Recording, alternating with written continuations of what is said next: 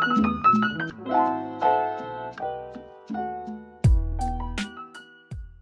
you guys, welcome. I hope you guys are having a good day. I wanted to hop on and just give a few tips for empaths to navigate adult conversations, especially when there are dynamics like stress or even anger. What I've noticed is we know we're empaths without knowing it by the time we're children. And out of a self-preservation style reaction, we can read the room and neutralize and soothe the room. I could do that by kindergarten, and likely so could you. And that really was because we needed to try to stabilize our environment, so it wasn't so uncomfortable for us. And the second thing, we learn how to do that right away. We implement it right away. When the room is stressful, we feel that stress magnified by 10. And as we get older, it gets even more confusing.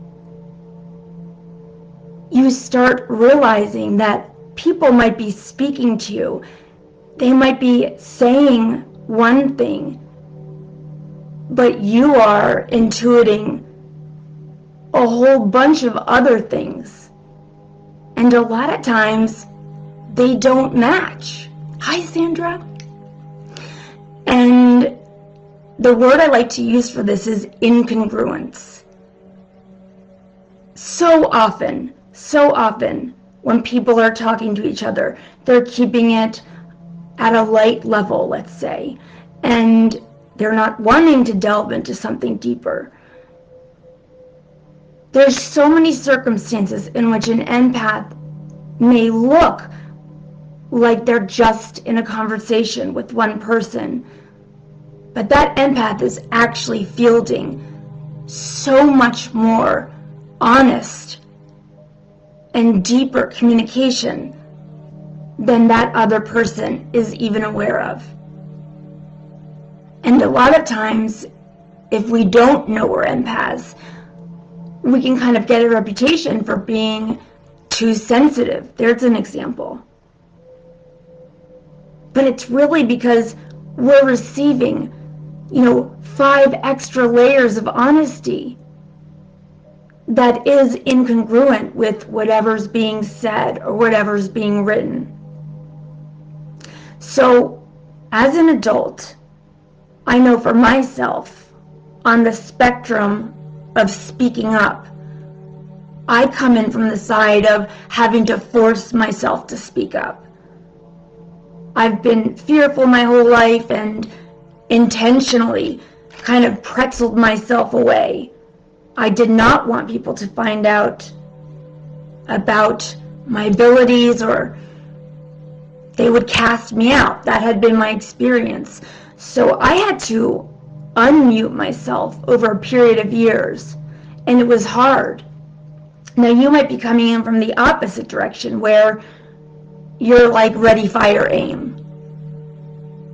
So you're going to want to think of your balance point as coming in a little slower in conversation. But no matter the subject of the conversation, if you are an empath, and especially as a woman, if the conversation gets stressful, I can't say this enough, can't say this strongly enough.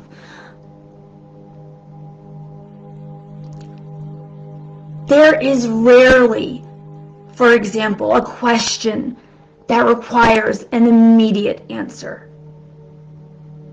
Now, the other person might be urging you to answer something. But in reality, unless there is a gun involved, most things do not require an immediate answer.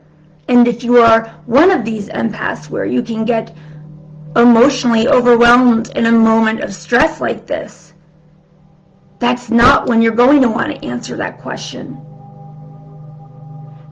And it is absolutely your right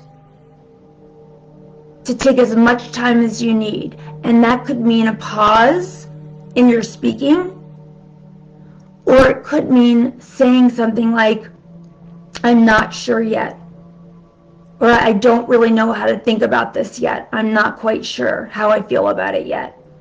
Let me get back to you. As an adult empath, we are no longer children, and we can rest on our sovereignty, even though that can feel very uncomfortable. A lot of times it's so much easier, you just want to say yes, just to neutralize the situation. You don't want to stir the pot any more than you have to. Except we all know that leads to burnout and resentment. But that is what happens to me even today. I can get caught like a deer in headlights, and I have to remember this. Everyone is worthy of their own unique pace. And I am not someone who can come back like that with fast quips or anything like that.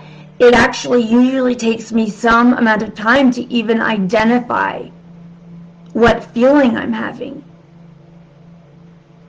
When I started channeling and I really started going into all these different beings coming, I actually had to look up a chart online of pictures of emotions. I had really tried to cut myself off from emotions altogether because they were always a 10 out of 10 and they felt so overwhelming. And for decades I did my best to absolutely ignore my emotional life. So coming to and coming around and allowing those through has been a real process. The other thing I want to leave you guys with is this. If you do need to have an uncomfortable conversation with somebody, and again, that's kind of like adulting 101, but for an empath, that can feel like a bone-shattering event. You know you're going to be entering into a conversation where the waters will be stirred. And when that's the case, I want you to give this a try. And I don't know, what this theory is or anything, but I call it the compliment sandwich.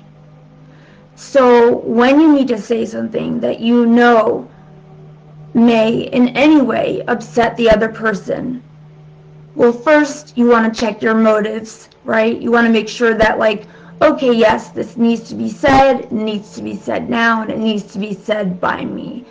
And if all those three are yes, then it's time to navigate an uncomfortable conversation.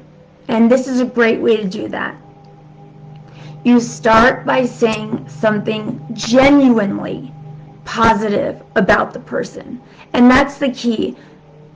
It's got to be genuine. Because I really do believe, to some extent, everyone is a little bit emotionally psychic.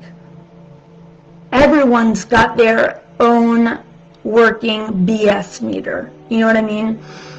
So you want to start with something, and it could be really, really simple. And it probably should be. But you could say something like, I really love how you do this. Da da da da. And then in the middle is the meat that we love avoiding, which is the actual thing we need to say. So after saying something that affirms or is positive and genuine, we can then say, but I'd really appreciate it if you also did this too. and then flip side of the sandwich needs another piece of bread, and then you end with another positive statement. It could be similar to the first, it could be something different, but that's the general structure of how to initiate conversation that you expect to be stressful. And final tip, I actually have a video coming out on this. I think it's my next video. I don't know what you call it, but I'll just say pray, the word prayer, because most people know what that means. My last tip is, when you know something like this is going to happen, when you have that luxury, don't waste it, and pray in advance for whatever you need. Pray for clarity, pray for the courage to be able to have this conversation. Pray for the ability to stay present and stick to what it is you know you have to communicate. Whatever it is you need, that's such a luxury. Just like a professional baseball player wouldn't walk out to a professional game without having practiced